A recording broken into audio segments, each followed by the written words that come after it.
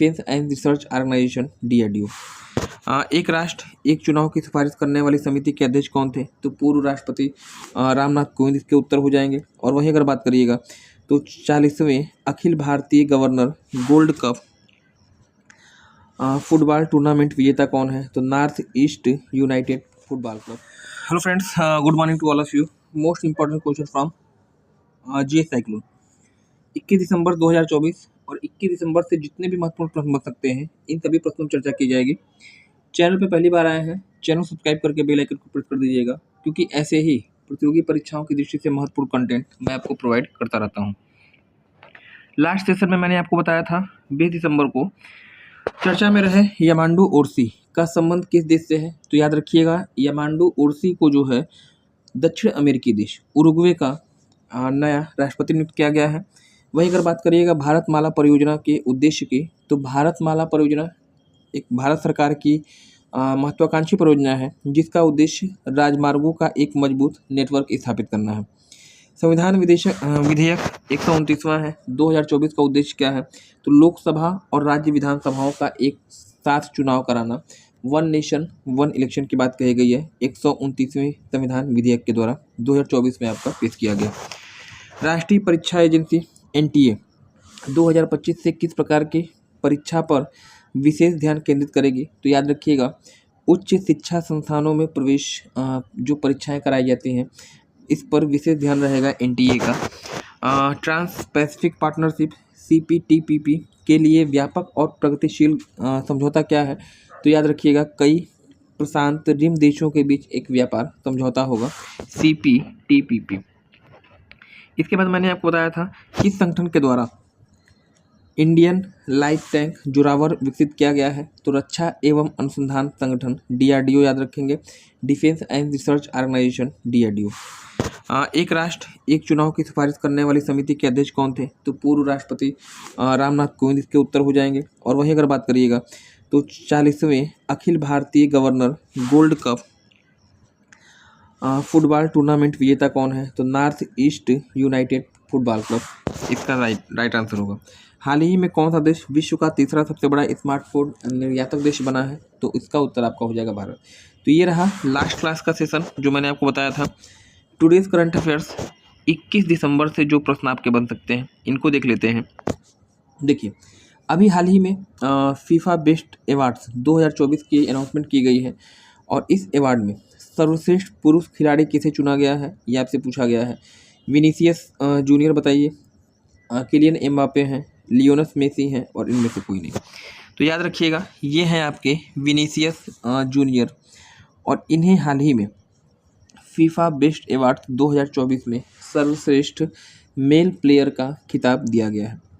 Vinicius junior का संबंध किस देश से है? आप मुझे कमेंट सेक्शन में कमेंट करके बताइएगा। और यह अवार्ड्स जो हैं 2024 ईस्वी में इनका आयोजन कहाँ पे हुआ है? तो कतर, दोहा में।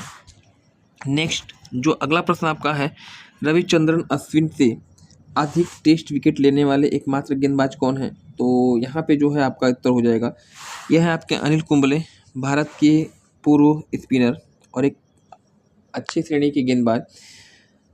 रविचंद्रन अश्विन अभी हाल ही में जो है चर्चा में थे। इन्होंने क्रिकेट के सभी प्रारूपों से संन्यास लिया है और रविचंद्रन अश्विन से एकमात्र ऐसे गेंदबाज जो टेस्ट विकेट अधिक लिए हैं, तो याद रखिएगा अनिल कुंबले। नेक्स्ट जो अगला प्रश्न आपका होगा, तुलसी गौड़ा जिनका हाल ही में निधन हो गया है किस उपनाम से जाने जाती थी? तो याद रखिएगा 86 वर्ष की अवस्था में तुलसी गौड़ा का निधन हुआ। ये है आपके तुलसी गौड़ा जी और इन्हें जो है वन देवी के नाम से जाना जाता था। ऑप्शन नंबर A यहाँ पे हो जाएगा राइट। नेक्स्ट जो अगला प्रश्न आपका है, हाल ही में कैलिफोर्निया के मालिबू में लगी फ्रैंकलिन फायर के लिए किस स्थानीय हवा को जिम्मेदार बताया गया है? इंपॉर्टेंट क्वेश्चन है, चर्चा में है, करंट अफेयर्स से बिलोंग करता है। सांतोआना, चिनूक, हरमट्टन या फिर फार। किस स्थानीय हवा को कैलिफोर्निया में लगी फ्रैंकलिन फायर के लिए स्थानीय हवा को जिम्मेदार बताया गया है? तो इसका जो राइट आंसर आपका हो जाएगा ऑप्शन नंबर A, सांतोआना या सेंटाइना बताइएगा। एक गर्म हवा का प्रकार है और इसके कारण जो है कैलिफोर्निया में आग लगी थी। इसके अलावा जो 3 यहाँ पे स्थानीय हवाओं का नाम दिया गया है, ये भी आपके लिए परीक्षा की दृष्टि से बहुत ही इंपॉर्टेंट है। चिनूक की बात करिएगा तो चिनूक नामक जो स्थानीय हवा है वह प्रवाहित होती है राकी पर्वत के पूर्वी ढालों पर, यानी उत्तरी अमेरिका महाद्वीप में। और इस चिनूक स्थानीय हवा को इसकी गर्म प्रवृत्ति के कारण इसे आप कहते हैं हिमभक्षी पवन, यानी स्नो ईटर विंड्स के नाम से भी जानते हैं। हरमट्टन पश्चिमी अफ्रीका महाद्वीप में प्रवाहित होती है और हरमट्टन को जो है आप डॉक्टर विंड के नाम से जानते हैं। और फान की अगर बात करिएगा तो फान नामक स्थानीय हवा यूरोप महाद्वीप में आल्प्स पर्वत के ढालों पर प्रवाहित होती है। चिनूक भी गर्म है, हरमट्टन भी गर्म है, फान भी गर्म है और सांतोआना भी गर्म है। फिलहाल प्रश्न का उत्तर कैलिफोर्निया में लगी आग के लिए कौन सी स्थानीय हवा जिम्मेदार है, तो सेंटाइना आपका उत्तर यहाँ पे राइट होगा। अगला प्रश्न, हाल ही में चर्चा में रहे खियामनिउंगन जनजाति किस देश में निवास करती है? खियामनिउंगन जनजाति किस देश में मिलती है? तो याद रखिएगा इसका जो राइट आंसर होगा ऑप्शन नंबर ए, भारत और म्यांमार के बीच में। अब भारत म्यांमार की बात हो रही है तो भारत और म्यांमार के बीच में कौन सा पर्वत विभाजन का कार्य करता है, आप मुझे कमेंट सेक्शन में कमेंट करके बताएंगे। नेक्स्ट जो अगला प्रश्न आपका है यहाँ पे देखिए, हाल ही में किस संगठन ने वैश्विक स्वास्थ्य आपात स्थितियों से निपटने के लिए बर्लिन में एक धन उगाने वाले कार्यक्रम के दौरान $1 बिलियन की प्रतिज्ञा प्राप्त की है? तो याद रखिएगा इस प्रश्न का जो सही उत्तर आपका है ऑप्शन नंबर ए, WHO यानी विश्व स्वास्थ्य संगठन, वर्ल्ड हेल्थ ऑर्गेनाइजेशन 7 अप्रैल विश्व स्वास्थ्य दिवस के रूप में मनाया जाता है। WHO का मुख्यालय जिनेवा में, और इसे ही जो है $1 मिलियन की प्रतिज्ञा प्राप्त हुई है, ऑप्शन नंबर ए हो जाएगा। इसके अलावा जो शेष अन्य ऑप्शन है IUCN यानी international union for conservation of nature, पर्यावरण संरक्षण की सबसे बड़ी यूनिट है, इंग्लैंड में इसका मुख्यालय है, 1948 में स्थापित। UNEP की बात कर लीजिए, UNEP United Nation environmental programme 1972 5 जून को इसकी स्थापना हुई थी। मुख्यालय इसका केन्या की राजधानी नैरोबी में है, और ये दोनों ही चीज़ें आपसे पूछी जाती हैं। अगला प्रश्न जो आपके लिए है यहाँ पे, हाल ही में किस राज्य सरकार के द्वारा 129 आर्द्र भूमियों को पुनर्जीवित करने के उद्देश्य से एक महत्वाकांक्षी परियोजना आरंभ की गई? तो 129 आर्द्र भूमियाँ जिनका पुनर्जीवन करना है, ऑप्शन नंबर ए होगा यहाँ पर राइट, असम। असम में हाल ही में असम राज्य सरकार के द्वारा 129 भूमि के पुनः जीवन के लिए एक महत्वाकांक्षी योजना शुभारंभ की गई है। असम इसका राइट आंसर आपका होगा। पूर्वोत्तर भारत का सबसे बड़ा राज्य है क्षेत्रफल की दृष्टि से, और सर्वाधिक आबादी वाला भी राज्य है। राजधानी यहाँ की दिसपुर है।